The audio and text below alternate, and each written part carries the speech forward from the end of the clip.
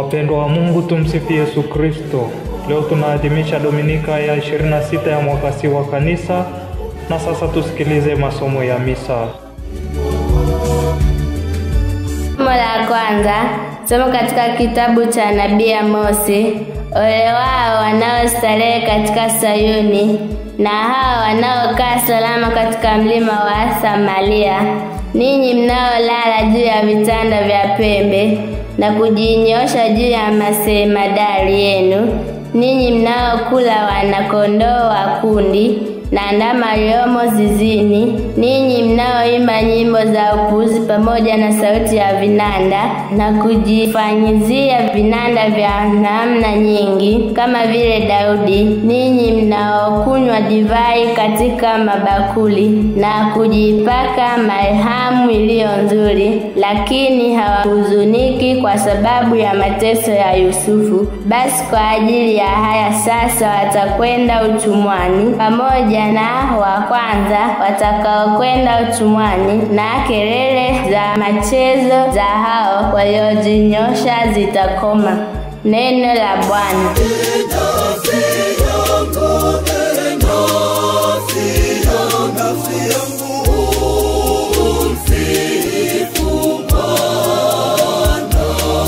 Somo la pili. Somo katika waraka wa kwanza wa Mtume Paulo kwa Timotheo.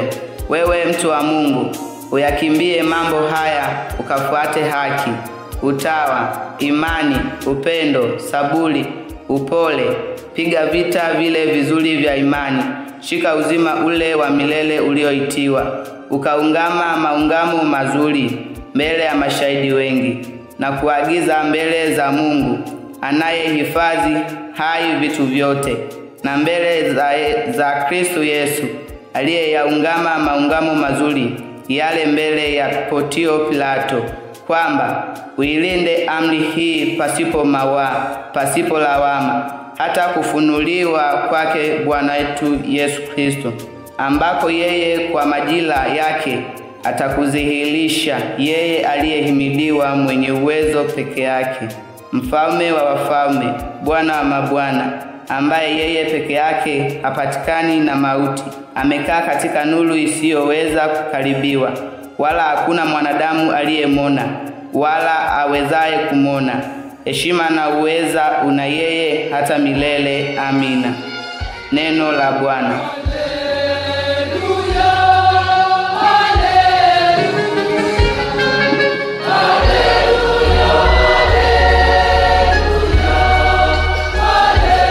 Somo la Injili takatifu ilivyoandikwa na Luka, sura ya 16 aya 19 hadi ya 31. Yesu aliwaambia Mafarisayo, walikuwa na mtu mmoja tajiri aliyevaa nguo za rangi ya zambarau na kitani safi, na kula siku zote kwa anasa. Na maskini mmoja jina lake Lazaro huwekwa mlangoni pake, ana vidonda vingi, na alikuwa akitamani kushibishwa na makombo yaliyoanguka katika meza ya yule tajiri. Hata mbwa wakaja wakamramba vidonda vyake. Ikawa yule maskini alipokufa, akachukuliwa na malaika mpaka kifuani kwa Ibrahimu. Yule tajiri naye akafa, akazikwa. Basi kule kuzimu akainua macho yake alipokuwa katika mateso, akamwona Ibrahimu kwa mbali na Lazaro kifuani mwake. Akalia akasema, baba Ibrahimu, unihurumie, umtume Lazaro achovye ncha ya kidole chake majini, au burudishe ulimi wangu, kwa sababu ninateswa katika moto huu.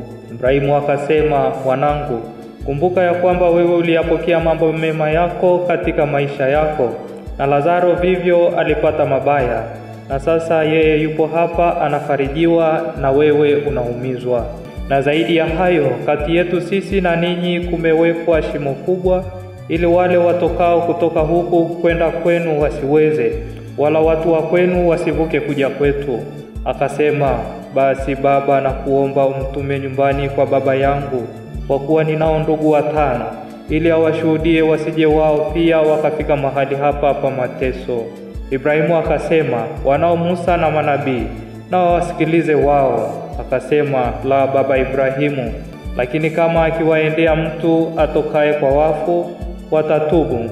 Akamwambia, wasipowasikia Musa na manabii, hawatashawishiwa hata mtu akifufuka katika wafu.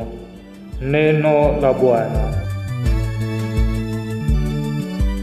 Ndugu zangu katika Kristo, masomo yetu leo yanatukumbusha wajibu wetu kwa Mungu na ndugu zetu pale tunapofanikiwa. Katika somo la Injili, Yesu anatoa karipio kwa Mafarisayo kwa njia ya mfano wa tajiri na Lazaro maskini. Mfano huu wa Yesu ulilenga kuwakumbusha Mafarisayo na unalenga kutukumbusha sisi mambo muhimu yafuatayo.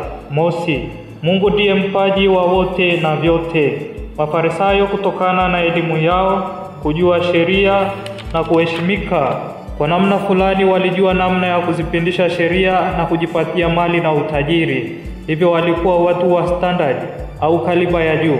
Hali hii wakati mwingine iliwafanya wajisahau kama tajiri huyu, wakaishia kuwanyanyasa maskini au kutokujali kabisa. Kristo anawakumbusha leo kwamba hakuna haja ya kujikweza, kwa kuwa Mungu ndiye mpaji wa wote na vyote. Hivyo anaweza kuwanyanyua maskini kwa namna ya ajabu kama alivyomnyanyua Lazaro.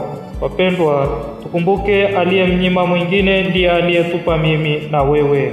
Pili, utajiri usitusahaulishe mambo ya upendo, utu na adili. Tumesikia kuwa Lazaro katika macho ya tajiri alikuwa si kitu. Tajiri aliishi katika fahari yake na kujali wengine, hasa Lazaro aliyekuwa mlangoni pake. Kwa hali tu ya kawaida, kwa utajiri wake, angaliweza kumsaidia Lazaro kwanza mahitaji muhimu, maana kwa umaskini wake alitamani kujishibisha mabaki ya chakula. Hali amekuwa sawa na nguruwe, hivyo ni najisi, si mtu katika utu wake kamili. Katika fahari yake angalikuwa na huruma kidogo, angalimrudishia Lazaro utu wake, naye angalikuwa mwadilifu mbele ya Mungu na watu katika kutumia mali zake. Alikosa upendo kwa jirani aliyekuwa akimuona. Tujitafakari wapendwa, tunapopata fedha au mali tunaishije na sisi wenyewe, sisi na familia, sisi na jamii? Kuna watu ambao akipata shilingi hawezi kutulia mpaka iishe. Atapiga simu kwa matajiri wenzake, nyumbani hatarudi tena, hajali tena familia yake mpaka fedha iishe, ndio anakuwa mnyonge na mnyenyekevu tena.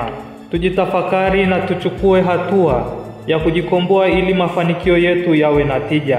Mfano huu wa tajiri na maskini Lazaro unatukumbusha wajibu wetu wa kupendana, kujali utu na tuepe ubinafsi. Tatu, tunakumbushwa kuwa tunahitaji kuwajibika katika nyanja zote. Tunapofanikiwa tuendelee kuwajibika, na tunapokuwa katika hali duni tujitahidi na tusiwe wanung'unikaji na watoa lawama na laana. Tunapobarikiwa na Mungu tuwajibike kuwasaidia wale wanaohitaji msaada wetu, ikiwa ni ndugu zetu, wanafamilia, jamii, maskini na wote tunaoweza kuwafikia kwa ukarimu wetu. Kuna watu ni matajiri lakini familia na ndugu zao wanaishi hali duni. Hana pia hazina yoyote katika mambo ya kiroho. Tunakumbushwa kuwajibika. Injili haijaonyesha kwamba Lazaro alitoa litania ya malalamiko na laana kwa kuwa tajiri hakumjali, bali alikuwa na tumaini lake kwa yule mgawaji na mpaji wa wote. Akawa maskini wa mwili lakini tajiri katika roho. Injili inaonyesha alikuwa dhaifu kwa ugonjwa, alitoka madonda, alihitaji msaada. Tunaitwa leo kutazama hali zetu duni na kuwajibika pale tupaswapo. Tusio walalamikaji na watoa laana, angali tunaukumbatia uvivu na uzembe. Tunapaswa kuwajibika ili tutoke katika umaskini. Sasa nini namna njema ya kutusaidia kuishi utajiri wetu? Mtakatifu Paulo anasema tuyakimbie mambo hayo yanayotufanya tuingie katika dhambi, ikiwamo majivuno, ubinafsi, ulafi, ulevi, kama asemavyo nabii Amosi, kuponda mali, kula wanakondoo na ndama zizini, na kunywa divai katika mabakuli. Hivyo ni vilema au vichwa vya dhambi. Utajiri wetu unatudai haki, utauwa, imani, upendo, saburi, upole, unyenyekevu na kujali. Kristo awe ni mfano wetu daima. Tumwombe Mungu atujalie fadhila hiyo njema ili tujiwekee hazina ya utajiri rohoni kuliko utajiri wa mali mpaka tukawasahau wengine. Tuzungumze na Mungu maneno haya ya Mithali ya 30 aya 7 hadi 9 tukisema: Mambo haya mawili nakuomba, Mungu, wala usinikatalie kabla sijafa. Uniondolee uongo na udanganyifu, usinipe umaskini wala utajiri, unipe chakula ninachohitaji, nisije nikashiba nikakukana nikasema, Mwenyezi Mungu ni nani? Au nisije nikawa maskini nikaiba na kulikufuru jina lako, Mungu wangu. Tumuombe Mungu atujalie hayo. Tumsifu Yesu Kristo.